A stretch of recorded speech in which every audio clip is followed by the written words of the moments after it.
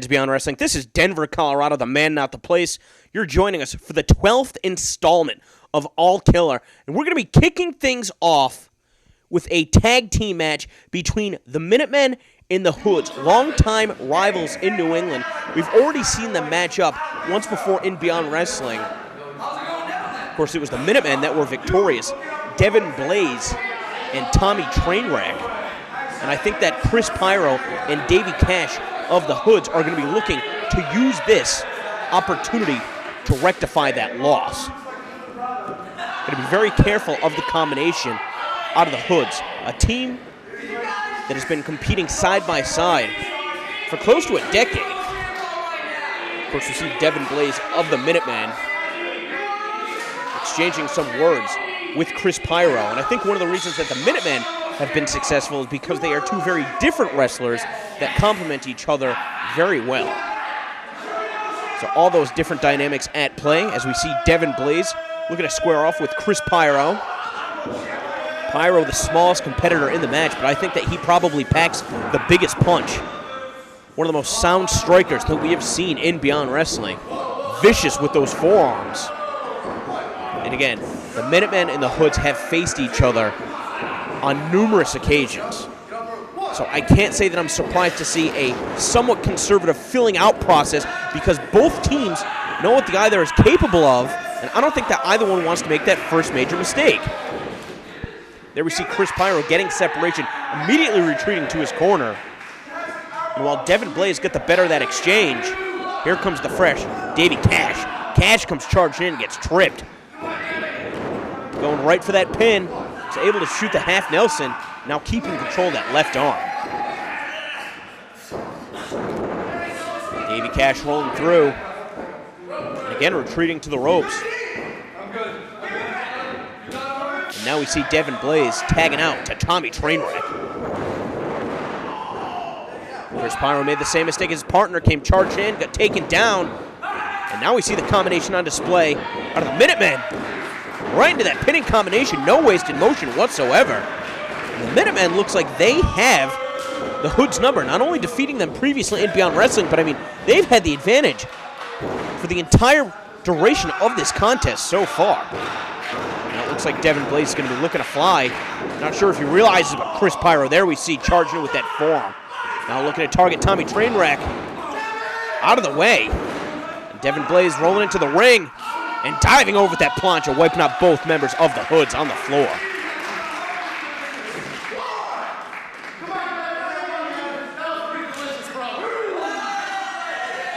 There you see Tommy Trainwreck directing traffic on the floor. It's going to be bringing in Kris Pyro, who took the majority of the impact when Devin Blaze flew over the top rope.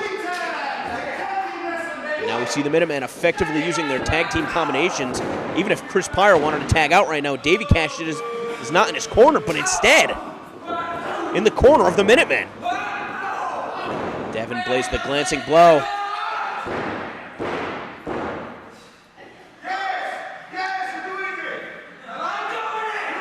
Not sure what he's waiting for right here.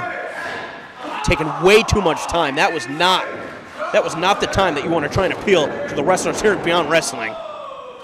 Because now, even though he's in his own corner, just getting demolished by the Hoodz. Certainly a rookie mistake out of Devin Blaze, who has the least experience of all the competitors in this matchup. I mean, sometimes when you're a professional wrestler, I mean, that moment you get caught up in it when you're really letting the adulation, especially in Beyond Wrestling, when you've got all of the other wrestlers cheering you on. It's an entirely different experience than in front of a crowd of fans. It's an unprecedented level of respect. And so it's very easy to get caught up in those moments, but here we see it really cost Devin Blaze, especially after the Hoodz really just put the boots to him. Now Devin Blaze, to his credit, trying to fight back. A couple shots in the midsection. Kris Pyro stopping him in his tracks with one kick. And again.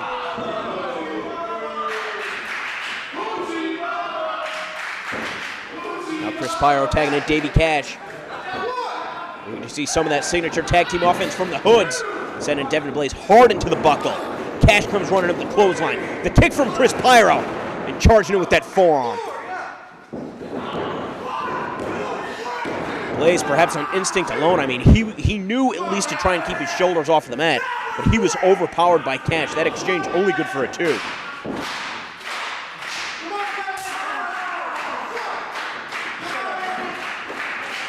Now we see Davey Cash, Kris Pyro once again.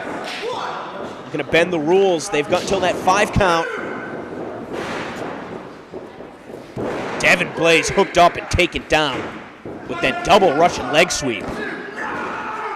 Still only good for a 2 count. Devin Blaze trying to get himself hyped up, but he's still a good 10 feet away from his partner, Tommy Trainwreck.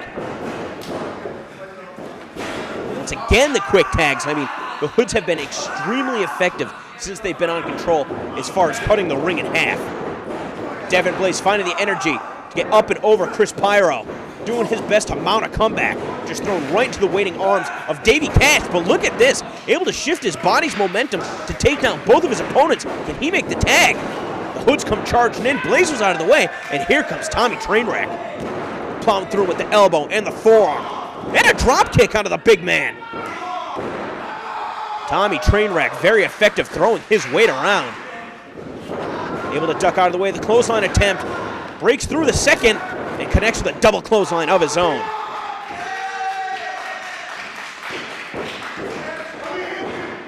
But just as we saw Devin Blaze make that mistake earlier in the match, Tommy Trainwreck waiting to get the applause from the other wrestlers by ringside. In doing so, he's wasting valuable time where he could be taking it to his opponents. Nevertheless, fighting 2 men at the same time. The Hoodz connect with a double super kick. Trainwreck staggered on the ropes. Devin Blaze just gets shut down with that forearm. All 4 men firing shots. Devin Blaze dumped right on the back of his head. Now targeting Tommy Trainwreck. What a punch. Kris Pyro stumbling around, gets taken over with that Saito suplex. Tell you what, these 2 tag teams from New England, very, very high impact style. These are the type of matches that'll take years off of your career. And these 2 teams, again, have faced each other on a number of occasions. It's going to be over 24 times at this point, maybe even more. One of the hottest rivalries in all of New England. We brought it to you here at Beyond Wrestling because of the competitive action. These 2 teams so evenly matched. Tommy Trainwreck looking for a counter. The Everest-style German suplex. But there we see the 450 out of Kris Pyro. And just like that, Devin Blaze with the double stomp before Pyro can get out of the way. I mean, say what you want about all 4 of these competitors, but certainly impressing the other wrestlers here at Beyond Wrestling. I'm impressed with what I've seen so far. These guys really pulling out all the stops to impress.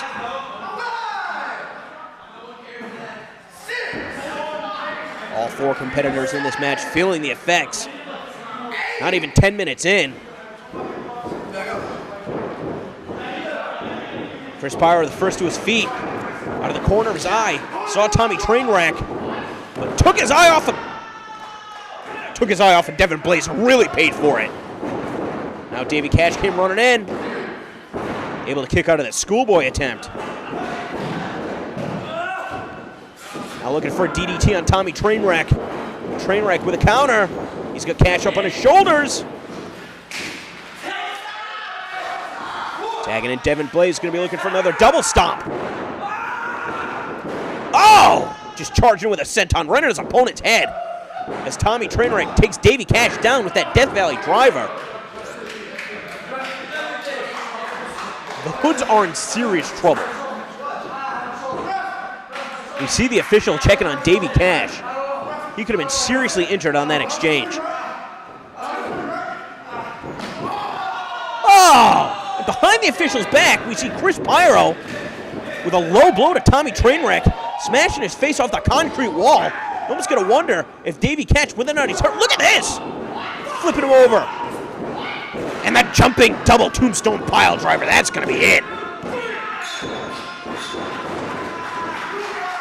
Well, I think the Hoodz sensed that they were in serious trouble. We saw Davey Cash telling the official that his shoulder was seriously injured.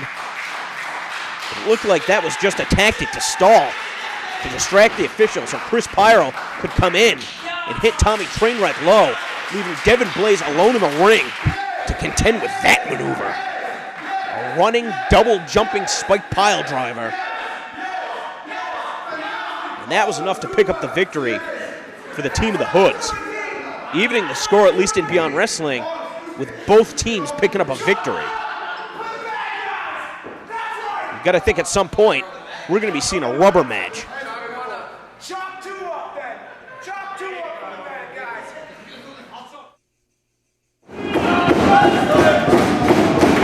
Beyond wrestling. Beyond wrestling. Beyond wrestling. Our next contest featuring El Saguaro.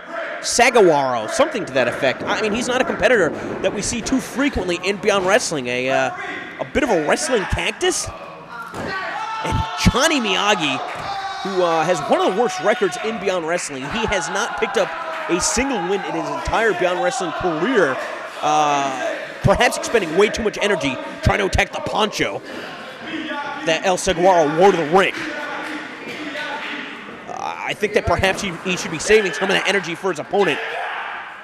A very well put together individual that we do not know much about. Only making sporadic appearances for Beyond Wrestling. Even still, even with Miyagi having more appearances under his belt, let's say, in Beyond Wrestling, again, at -7, he has lost all 7 of his matches. And you've got to think that that's going to favor El Saguaro coming into this match. Give Johnny Miyagi credit. This kid never backs down.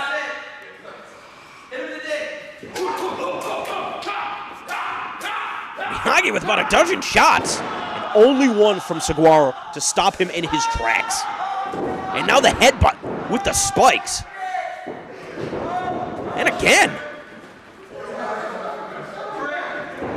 Saguaro looking to send Miyagi for the ride. Miyagi gets the boot up.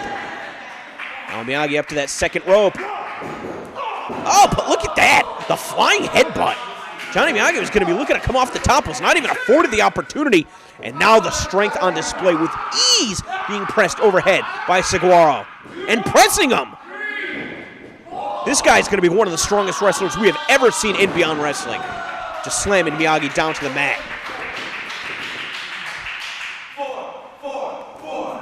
Now Saguaro picking Johnny Miyagi up over his head from the canvas. Oh! Just throwing him right into the buckle with that buckle bomb. Saguaro's not done. He might be looking to nail this across the ring. No, instead, he's got the gory special applied and just applying pressure on the chin. He's going to break Miyagi in half. Now spinning around with that. And Miyagi being forced to give it up. Saguaro's momentum spinning him around a couple more times. But Johnny Miyagi's out. And even with his opponent still on his back, Saguaro's posing. Trying to get Miyagi off of him, the lifeless body of Johnny Miyagi. Now finally, the official raising Saguaro's hand. Victorious once again in Beyond Wrestling. A very short contest, but certainly a competitor that you want to keep an eye out for. Take a look at the submission maneuver. I don't even know how to describe it. Applying pressure not only on the shoulders, but the chin as well. I mean, that was enough to make his opponent pass out. I would love to see if he could do that to some competitors on the roster the size of the Usurper or TJ Marconi. And I guess to the winners go to the spoils. I thought he was going to take Miyagi out of the room with him. Miyagi finally just coming to.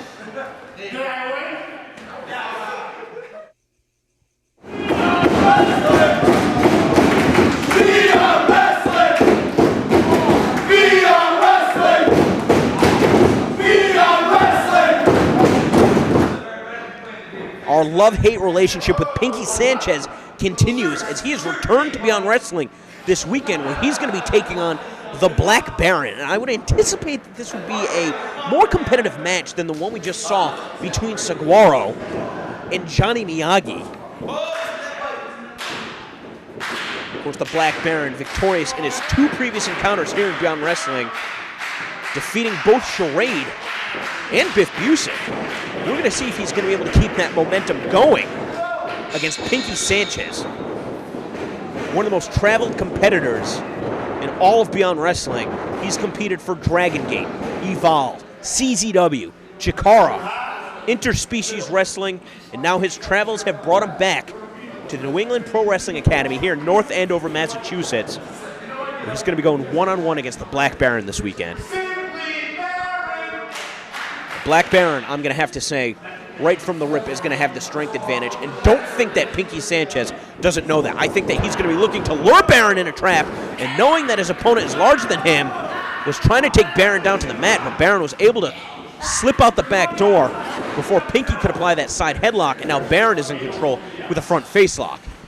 Pinkie Sanchez, don't let his antics fool you. He is one of the most fundamentally sound wrestlers on the scene.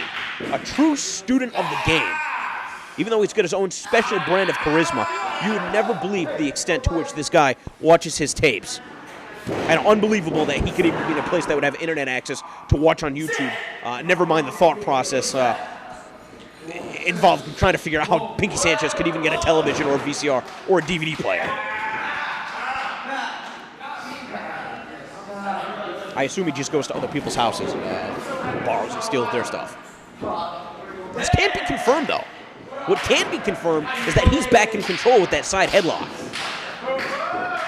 A true vagabond in the world of professional wrestling is Pinkie Sanchez.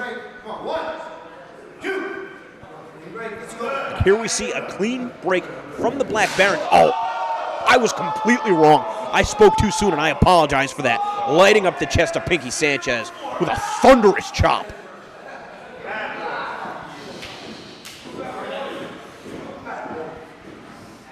These two square up once again. Black Baron. Looks like he fell for the same trick once again. I think he really thought he was going to be able to outpower Pinkie. But Pinkie rolling through, and look at this.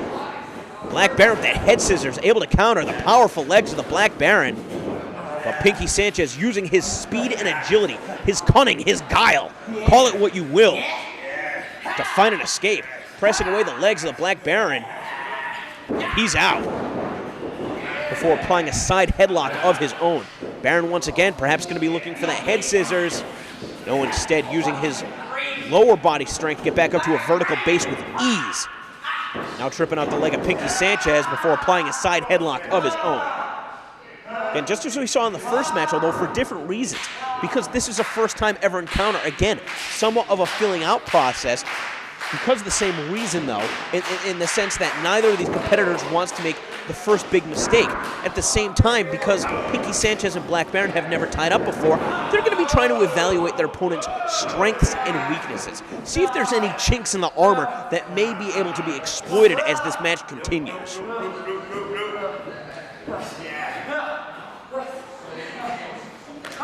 Pinkie Sanchez going to be looking for that shining hiney, perhaps even a booties for breakfast. And most recently, we've seen him introduce one of the most dangerous moves into his arsenal, a DDT onto the top turnbuckle. It's going to be very difficult for him to use any of those offensive maneuvers from this position when Black Baron has been so effective in grounding Pinkie Sanchez in the opening moments of this bout. Of course, we saw Black Baron finish off Biff Busick with a Texas Cloverleaf variation. He's got a number of strike combinations that Pinkie Sanchez is going to have to look out for as well. Black Baron in right to that drop kick. And before Pinkie Sanchez can build any momentum, Black Baron taking a breather on the floor, shaking some of the cobwebs. He really got rattled with that drop kick. To Pinkie's credit, he has not taken his eyes off his opponent, except to mug to the camera. Once again, making me look like an asshole. I feel like that's what the latter half of Pinkie Sanchez's career has been founded on. Black Baron taking his time to get back in the ring, the graduate from the WWA 4 Academy, where we've seen so many phenomenal wrestlers. A.R. Fox, Jonathan Gresham, Uha Nation, and I'm sure that with the win over Pinkie Sanchez, the Black Baron could get one step closer to being listed among the elite in professional wrestling.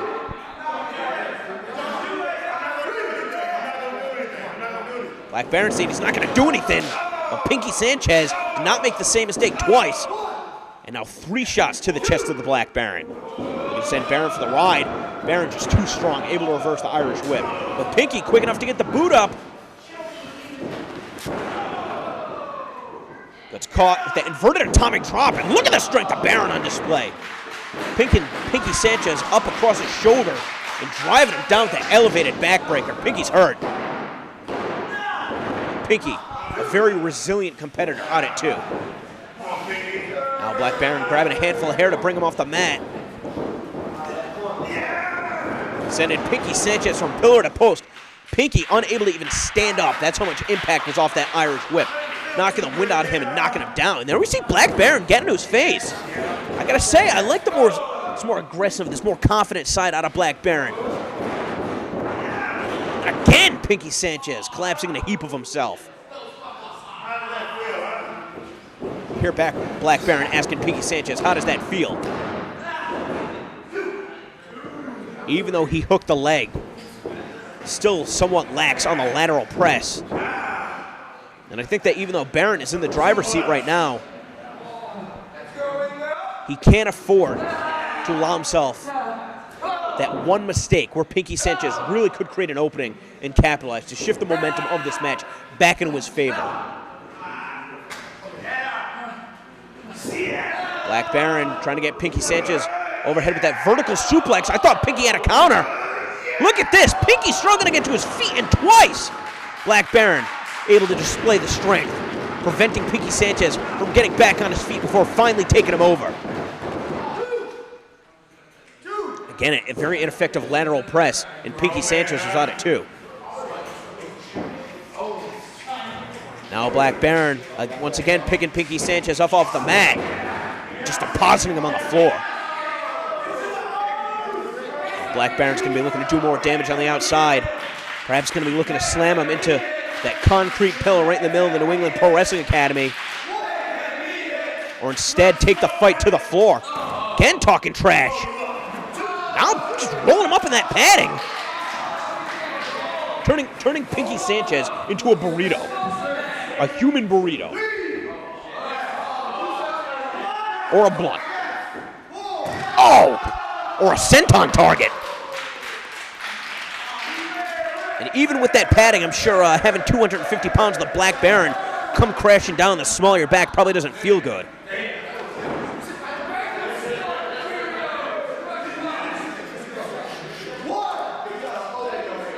I remember someone telling me a story. I don't know if this is a time for a non sequitur or an anecdote, but this is where we're going with this. I remember someone telling me a story as a child about how they had a phone book put over the hand because they were caught stealing at a store, and it was hit repeatedly with a hammer, so it wouldn't cause any bruising, but it caused immense amounts of pain. That's what I would have to anticipate that senton off the apron felt like for Pinkie Sanchez.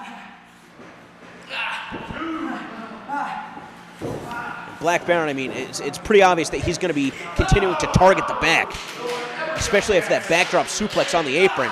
And while it looked like he was going for a double sledge to the spine, taking too much time, and Pinkie Sanchez firing off a number of shots to the midsection. But with one chop, Pinkie Sanchez is once again reeling. Now Black Baron continuing the attack on the body of Pinkie Sanchez, using those strong legs to do damage to the back, as well as the abdomen. And Pinkie Sanchez biting his hand. You got to think that he's just seconds away from giving it up.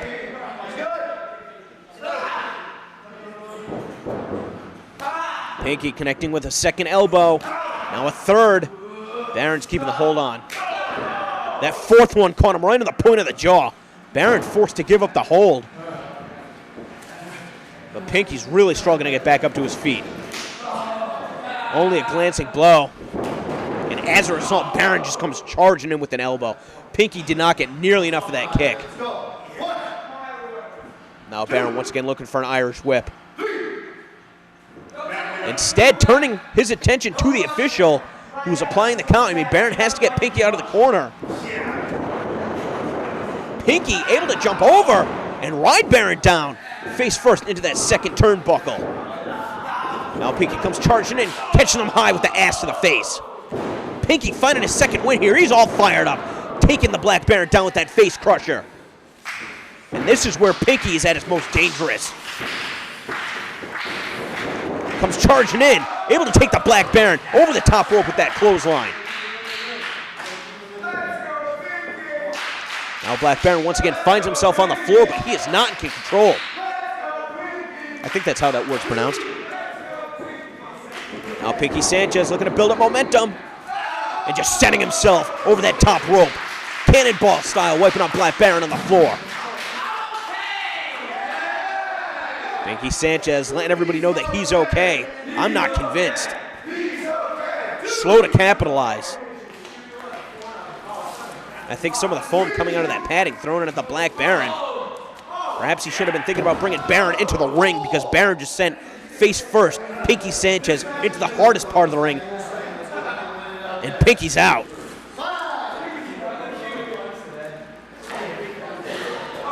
Black Baron sending Pinkie Sanchez into the ring. I mean, if Pinkie had Baron in the ring, you got to think that he would have been pretty close to picking up the victory, but instead it's Baron back in the driver's seat. Baron with a short forearm, and again, you hear the thud as the point of the elbow connects with the jaw. Baron with a sight set on Pinkie Sanchez. Well, Pinkie Sanchez comes charging in with a forearm of his own. Now looking to build momentum, but Baron responds, almost took his head off with that clothesline. Where is Pinkie finding the energy? Oh, this time Baron with the elbow, now the clothesline. This is the combination I was telling you about. Look at the elevation on that exploder-style suplex. He's gonna beat. No. That exploder suplex that the Black Baron throws is like none other than I've ever seen before. The angle in which he takes down his opponent.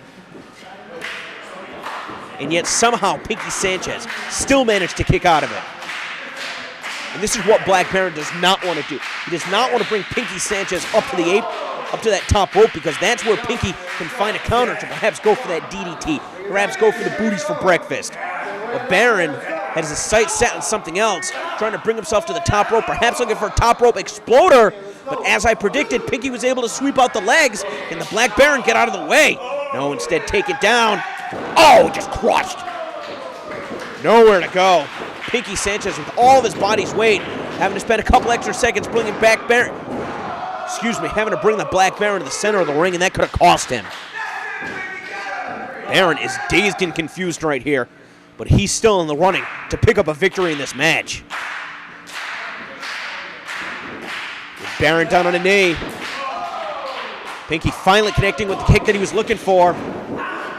As he was coming in ass first, Black Baron trying to go for a suplex. Pinkie able to land on his feet, taken down with the sky high. And there we saw the way that Black Baron had the leg hooked, able to transition right into that cloverleaf variation. This is what he used to beat Biff Busick with. I think the only thing saving Pinkie Sanchez right here is the positioning of his right arm, and as a result, he was able to get through. He's got Baron rolled up. Oh man, even with his full body's weight, with the knees on the chest of Black Baron, that just goes to show you how strong Black Baron is. I'm surprised he was able to kick out of that. And Pinkie comes charging with a forearm. Again, Baron elevating him. Baron really has his mind set on this top rope exploder. He didn't learn from his previous mistake when he got caught with the booties for breakfast. Instead, sizing up Pinkie Sanchez, maybe taking too much time. Pinkie comes charging in with the knee. Ow! Just killed him with that DDT. Baron's out. 1, 2.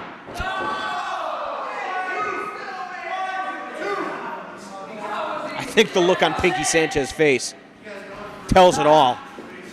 Baron laid it at a nasty angle, and not only that, but perhaps playing possum. The gut buster, another attack to the sternum. And here we see another combination. There we see it, finishing up with that lung blower.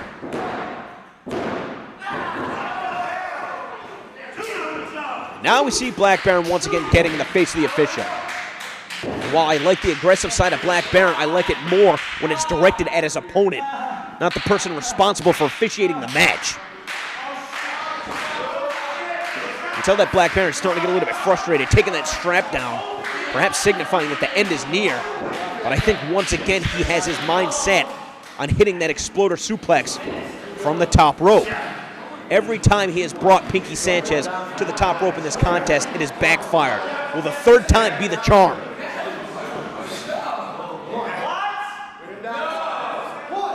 Now instead, trying to hook Pinkie Sanchez, perhaps for a vertical suplex, or perhaps just to bring him to the top rope, and then he'll switch positions.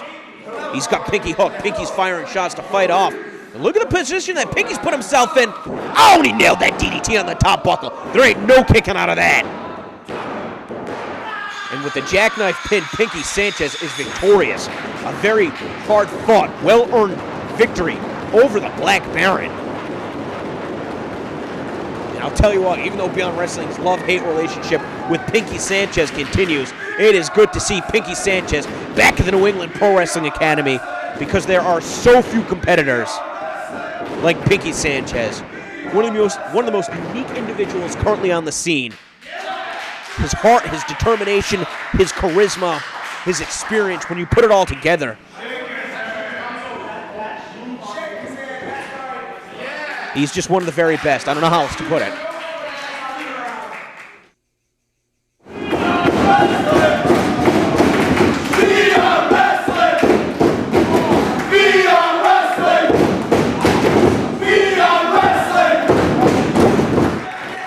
Main event time here at All Killer Episode 12 is Uncle Bill. Bill Carr is going to be going one-on-one for the first time ever with Darius Carter. Of course, we saw Darius Carter coming up on the losing end of things against TJ Marconi at All Aboard.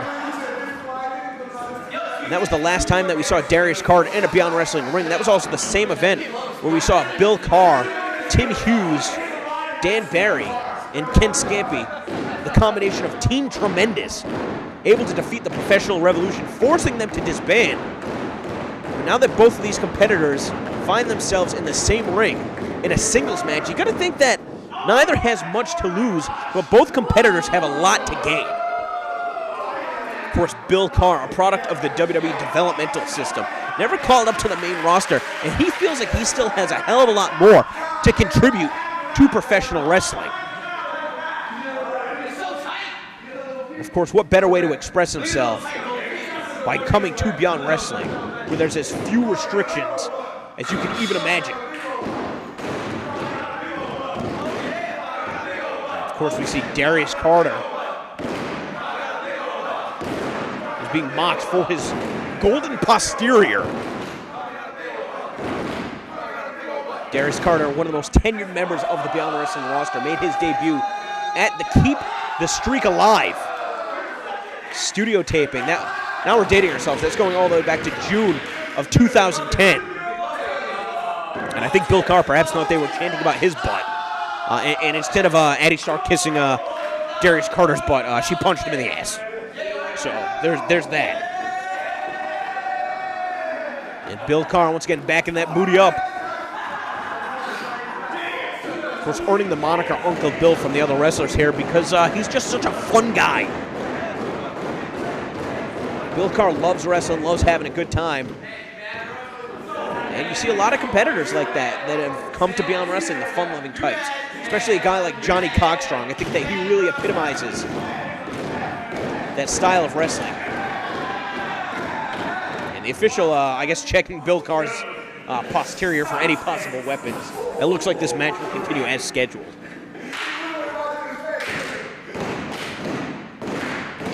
Of course, Darius Carter, such a skilled technical wrestler. Once he hones in on that one body part, he will pick apart his opponent until they can no longer compete. It's that simple. Because Darius Carter likes to pick his spots because he's so methodical. Really likes to get in the head of his opponents and likes to be the one that dictates the pace of the contest. Of course, Darius Carter, even though he is a student of the game himself, as many tapes as he has studied, especially harkening back to that European style that was so prevalent in the 70s and 80s, I have to think that it has to compare to the training that Bill Carr received when he was down in Florida Championship Wrestling. I mean, let's think about it. Training under Dusty Rhodes, Steve Kern, Norman Smiley, Billy Kidman. Some of the best wrestlers ever. And once again, as Bill Carr comes charging, Darius Carter trying to retreat in the corner before Bill Carr can pull him out. The official making Bill Carr back off. And we will see Darius Carter continue to stall until he feels like it is his spot to pick, his opportunity to capitalize on. I don't know if Darius Carter should be arguing with the official. It was the official that saved his ass, not once but twice now.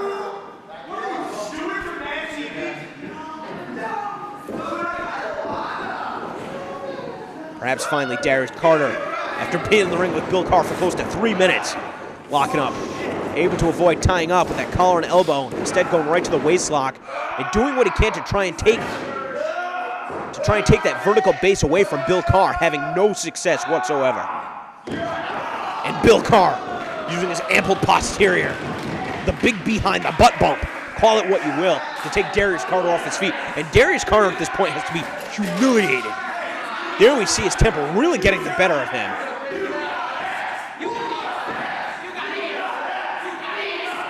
The other wrestlers giving him shit, telling him that he got assed. I think Bill Carr perhaps disguising himself as one of the other wrestlers watching the match. As Darius Carter was about to come around the corner, I don't think he realized that Bill Carr was going after him. A boot to the midsection, a European uppercut. And now just grinding his face.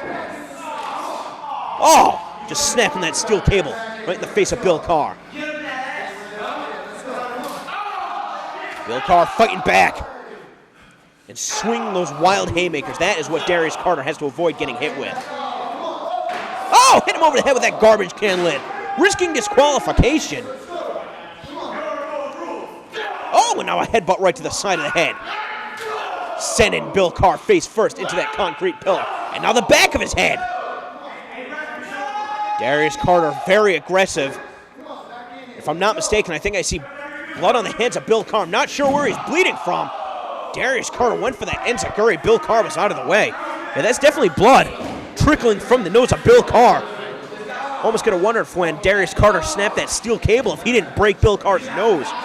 And that could certainly work against Bill Carr in this match, because being a heavier athlete, I mean, he's gonna gas out quicker, and it's gonna make it that much more difficult for him to bring oxygen to his lungs if that nasal passage is closed. Instead, just trying to clear some of the blood out of his nose at the expense of Darius Carter, who was in the way. Now Bill Carr looking to hurdle him. Carter is done. I think the last thing that Carter wanted to do is take the fun-loving Bill Carr and transform him into a monster by getting under his skin. I mean, Darius Carter was sent about 8 feet in the air. Turned inside out with that hip toss. And Bill Carr smiling, but that's not a fun-loving smile. That's a sadistic punisher.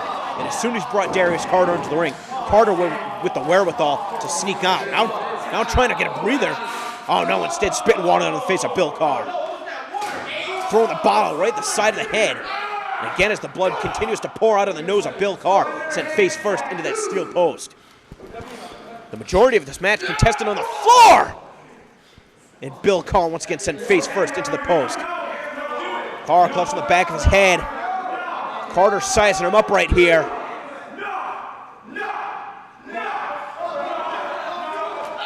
Carter with an ample head of steam. Putting the boot right to the side of the head. You're going to wonder if Bill Carr smashed the opposite side of his head, almost being sandwiched between the boot of Darius Carter and the steel post. We could have a serious situation developing on the floor right here. Oh, and now just a double stomp. Really trying to take the wind away from Bill Carr. As difficult as it is for him to breathe. And like I said, when Darius Carter targets that one body part, he is unrelenting. But Bill Carr, again, those wild swinging arms. A punch to the knee, a punch to the head. And Darius Carter falling off the apron onto the other training ring here at the New England Pro Wrestling Academy. Now Bill Carr whipping Darius Carter knees first. Sternum first into the steps. And again, the enormous hands of Bill Carr leaving their print on the back of Darius Carter. Usually any match that Darius Carter's in, he is the best striker. But I don't think that's the case here against Bill Carr. And he does not want to go strike for strike with Bill Carr. Well, instead, just kicked him in the side of the head.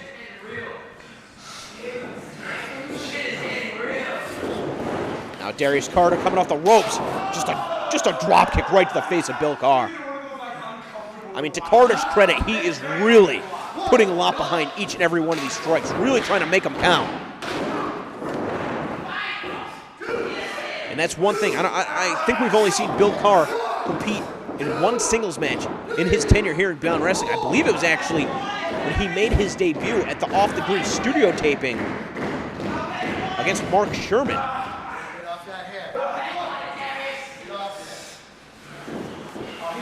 Darius Carter, of course, we've seen a lot more in terms of singles contests out of him, so I think we know more what to expect. But we don't know what kind of endurance Bill Carr has, especially as the situation's complicated by his possible broken nose. Now we see Darius Carter with that chin lock applied. The official needs to be very careful to make sure that Darius Carter does not have a chokehold. We can't tell from our vantage point. But Bill Carr, using his long limbs, getting his feet to the rope. Darius Carter forced to break the hold, and while doing so, changing his position so he can continue to rain down blows on the back of Bill Carter's head. Bill Carr. The knee, the kick, the headbutt, followed by another headbutt. Darius Carter looking to send Bill Carr for the right. No, instead, I think he knew that he wasn't going to be able to send him across the ring. So instead, just pulling his body into that knee. Spiking Bill Carr at a very dangerous angle with that DDT. I don't know how many more blows to the head Bill Carr can afford to take. Carter struggling to get Bill Carr's shoulders down to the mat. Looking for the pin a second time. Can't even hold him down for a 1 count.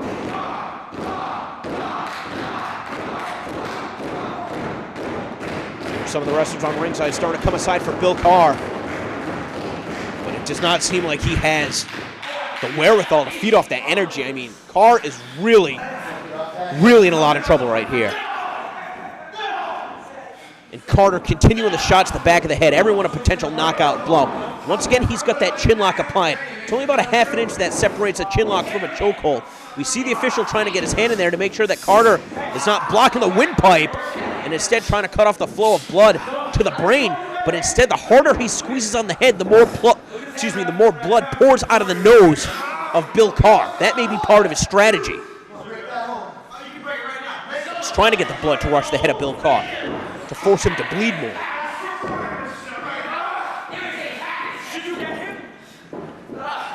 Bill Carr out of desperation trying to fight back up to his feet. Darius Carter, how smart is Carter? Making Bill Carr carry all of his body's weight. But Darius Carter also put himself in a position where he could be backed in the corner. Now Carr has the separation, trying to come charging in. Darius Carter 1 step ahead of him. But Bill Carr taking him down, just running through him with that shoulder block. Now swinging for the fences with that double clubbing blow.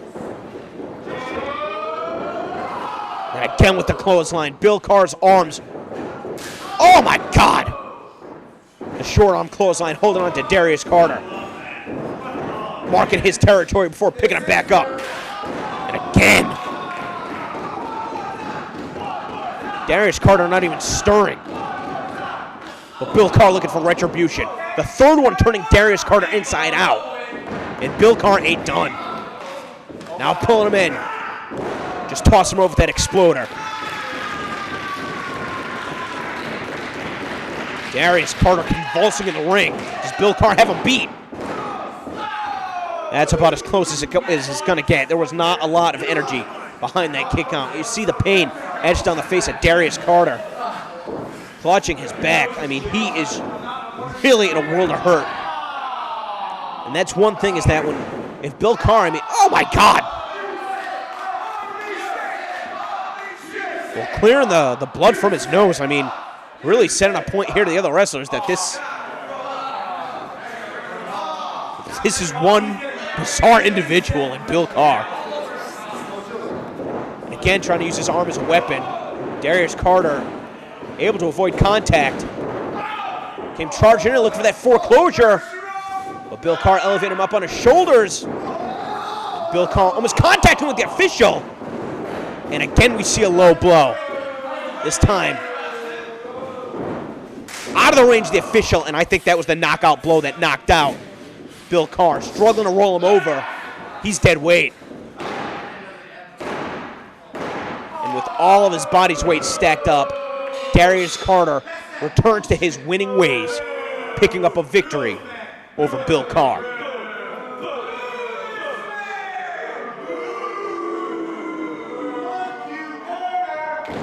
It was right after the low blow. Oh yeah, he caught him right in the back of the head with that foot. And that's what Darius Carter was softening him up for the whole match. A number of shots to the back of the head, of course. He was not able to connect that enziguri if it wasn't for the fact that he hit the low blow out of the official's sight. Bill Carr almost came charging in to the official. And I feel like Bill Carr, as much as he weathered from Darius Carter, had really turned the tide in his favor. Unfortunately, Darius Carter doing whatever it took to pick up the victory. No shortcut is out of question when it comes to Darius Carter. Darius Carter so smug, so proud of his handiwork. As Bill Carr's coming to his feet, realizing what happened right now. I don't think any of the wrestlers here think any less of Bill Carr. I mean, certainly a hard-fought contest. Pretty clear that he broke his nose in the opening moments. Still continued fighting on as long as he could.